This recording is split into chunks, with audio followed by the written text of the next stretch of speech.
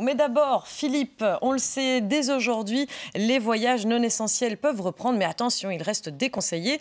C'est l'occasion de faire le bilan de nos aéroports belges, parce qu'on dit nos, puisqu'on en a plusieurs et on l'oublie parfois. On en a 5 en fait, et dont le principal est l'aéroport de Bruxelles, mais d'après les chiffres officiels de l'Institut national de statistique Stasbel, les 5 aéroports belges ont accueilli en 2020 9,5 millions de passagers et 150 000 vols.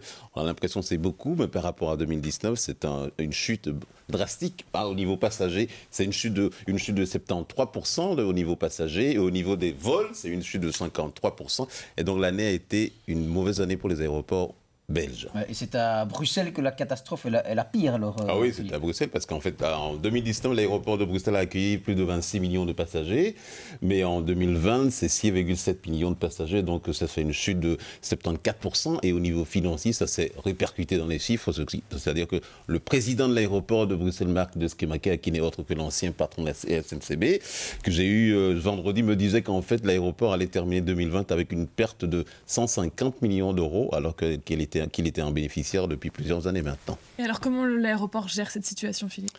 Pour faire face, il faut dire que l'aéroport a bénéficié du chômage temporaire pour cause majeure qui est le coronavirus. Et puis aussi, il est soutenu par ses actionnaires qui sont l'État belge qui a encore 25%. Et puis un consortium qui s'appelle BESA, qui est un consortium qui regroupe les actionnaires privés. Et donc aussi, l'aéroport a bénéficié de soutien de ses actionnaires et de l'État belge, et puis du chômage temporaire. Philippe, ces chiffres, on les évoque souvent. On a déjà très souvent dit sur cette antenne à quel point le bilan était lourd pour les aéroports. Mais par contre, le dossier des nuisances sonores, c'est vrai qu'on n'en parle plus du tout. Or, ici, pendant un an, il faut dire que ce sont les riverains qui ont eu gain de cause, puisqu'il y a eu très peu de vols. Mais il en est où, ce dossier ? Mais ce dossier, malheureusement, ne décolle pas, c'est le cas de le dire. C'est un dossier qui est au point mort. Et donc, depuis maintenant quelques années, le dossier est complètement au frigo. On peut dire qu'il est au frigo. L'État belge ne fait rien dans ce dossier. On peut dire qu'il préfère payer des amendes plutôt que de trouver une solution, parce qu'il a toujours été condamné par l'État belge pour ne pas avoir trouvé de solution efficace de gestion des nuisances sonores.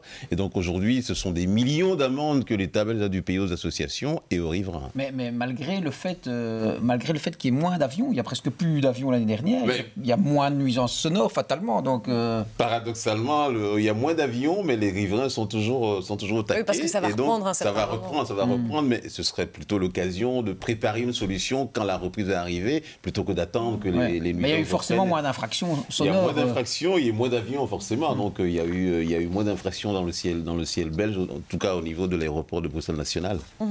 Et en région wallonne, comment est-ce qu'on gère ces nuisances sonores ? Parce que là, par contre, c'est quand même mieux organisé. Il y a des logiciels pour calculer la nuisance en tant que telle. Mais il faut dire que en région wallonne, il y a 2 aéroports, Charleroi et Liège. Et donc ici, en région wallonne, ils ont trouvé des solutions. C'est qu'en fait, depuis plusieurs années maintenant, il y a un logiciel qui a permis d'identifier, de délimiter des zones de bruit. Qu'est-ce qu'ils ont fait ? C'est-à-dire, ils ont trouver des solutions en faveur des riverains dans les zones qui sont les plus exposées aux nuisances sonores, où la nuisance est insupportable, voire même dangereuse pour la santé. Qu'est-ce qu'on a fait ? On a racheté les maisons des riverains, et comme ça, on a permis aux riverains d'aller trouver leur bonheur ailleurs. Et dans les autres zones où la nuisance est supportable, qu'est-ce qu'on a fait ? La région a aidé les riverains financièrement à isoler leurs maisons, ce qui fait que toutes ces mesures ont fait qu'aujourd'hui, on peut dire que c'est relativement calme autour des aéroports wallons. Avec ces mesures, la région a déboursé pratiquement 500 millions d'euros pour les mesures en faveur des riverains. Donc c'est quelque chose, c'est une gestion maîtrisée des nuisances. C'est ce qu'on fait pratiquement autour des aéroports. Dans les zones où la nuisance est plus élevée encore, on interdit la construction d'habitations, ce qui n'est pas encore le cas à Bruxelles National. Mais donc justement, la région wallonne est parvenue à ces accords-là, à ces mesures-là. Pour ce qui est de Bruxelles, là, l'État belge préfère payer des astreintes que de procéder à une réorganisation quelque part du contexte environnemental de l'hôpital, de l'aéroport. C'est un dossier difficile. Tous les ministres qui s'y sont cassés les dents, depuis Ancio, Belot et maintenant Georges Gilles-Quinet. Mais pour l'instant, Georges Gilles-Quinet, on a l'impression qu'il préfère s'occuper des trains et de la côte belge. Plutôt que des avions. L'aéroport est au frigo. Les nuisances sonores sont au frigo, mais les riverains ne sont pas toujours au calme pour l'instant. Bon, et pour conclure avec l'actualité d'aujourd'hui et cette réouverture partielle des voyages non essentiels, je dis partielle parce qu'on rappelle qu'il reste que déconseillé. Vous voyez ça comme une porte de sortie ou ça ne va pas véritablement représenter un coussin d'atterrissage? C'est une porte de sortie. Aussi bien l'aéroport que les compagnies aériennes ont pris des dispositions pour pouvoir relancer leurs activités.